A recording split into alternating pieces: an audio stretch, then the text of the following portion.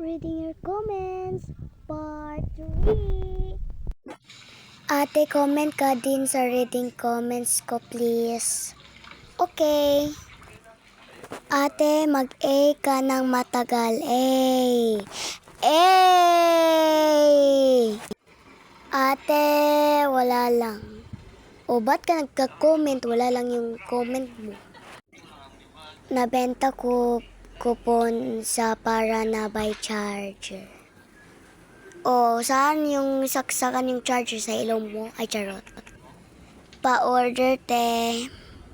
Saan? Ate ni... Ano yan? Ang ate, ang cute mo po. Aso, thank you.